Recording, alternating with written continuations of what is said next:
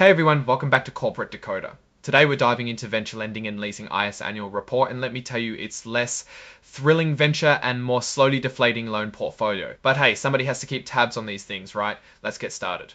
So, Venture Lending and Leasing Inc., or VLIX, is a business development company. Basically, they lend money to smaller, often tech-focused companies that might not be able to get loans from bigger banks. They aim for superior risk-adjusted investment returns, which is a fancy way of saying they want to make good money while hopefully not losing too much.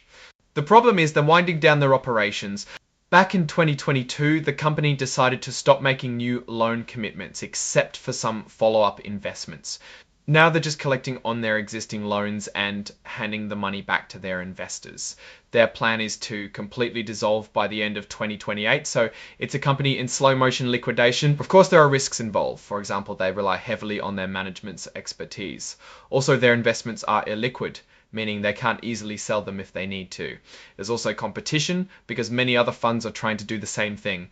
And because they operate as a business development company, they are subject to regulations that may limit their flexibility compared with their competitors.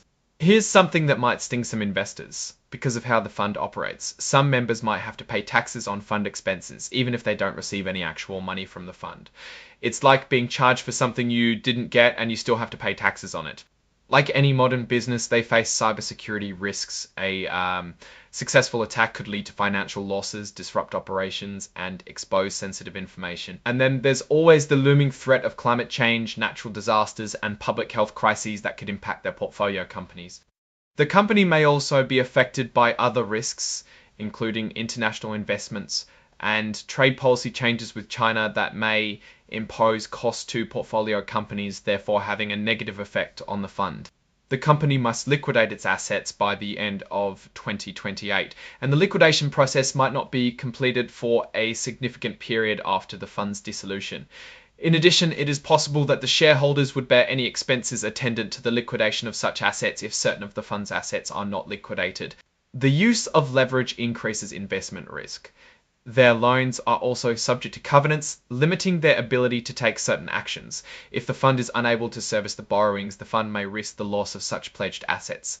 Okay, let's talk numbers. Total investment income went from $68.3 million, a decrease of about 53%. That's like losing more than half of your customers in a year. Interest expense also went down by more than half, so they are paying less for their debt. But the main driver of interest is that their loan portfolio is much smaller. The company attributes that decrease to the decrease in the loan investment portfolio. Management fees, which they paid to Westec Investment Advisors for managing the fund, also decreased because that fee is structured as a percentage of committed capital, and that percentage went down. In addition, it was offset by higher legal fees associated with non-performing loans and reversal of litigation reserves during the year ended December 31, 2023. So, drilling down into the financials, the average outstanding balance under their bank facility, which they use to fund their loans, dropped from $198.2 million. That's a big reason why their interest expense went down. Their average interest rate on that facility was about 9%, so it's not cheap money they're borrowing. They also took some hits from realized and unrealized losses. They had a net realized loss from loans of about $21.7 million, meaning some of those loans went bad and they couldn't recover the full amount. The company reports that they continue to maintain a strong capital position. The fund's asset coverage ratio was 400%, far above what they need to have to satisfy their debt. Now, let's talk about potential conflicts of interest.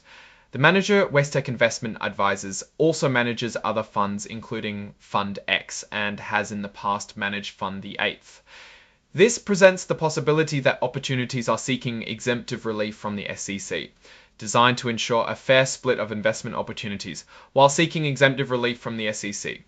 Designed to ensure a fair split of investment opportunities while seeking exemptive relief from the SEC.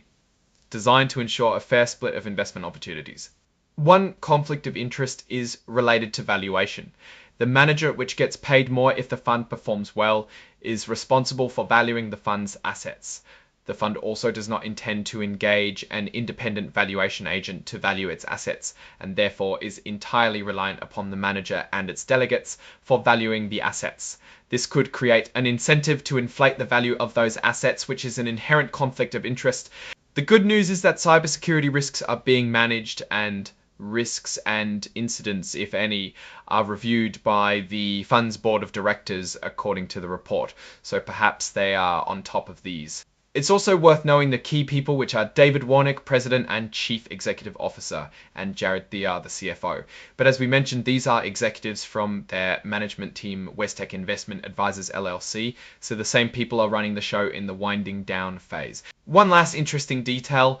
During the last quarter of the year, no director or officer adopted or terminated a trading arrangement related to the company's securities. It's a small thing, but it is good to know that no one took advantage of insider information. Deloitte and Toll gave them a pass, but mentioned that the valuation of loans with potential credit deterioration was a matter that required an increased extent of effort, including the need to involve their fair value specialists who possess significant valuation expertise to evaluate the appropriateness of the model and methodology X now. What's my take on all of this? VLS is basically executing an end-of-life strategy. The company seems to be handling this wind down responsibly, collecting on its loans and paying down debt. However, a company that is winding down is rarely seen in a positive light, so it would be important to see whether the distribution has been satisfactory. The biggest question is, are the investors getting a good return on their investment? And are there any surprises lurking in those level 3 assets that could further eat into their returns? Overall, while the fund's high asset coverage ratio does provide security in the near term, this is not necessarily a company to be excited about. Thanks for watching. Hit like and subscribe and let me know in the comments if there are any reports that you would like for me to decode in the future.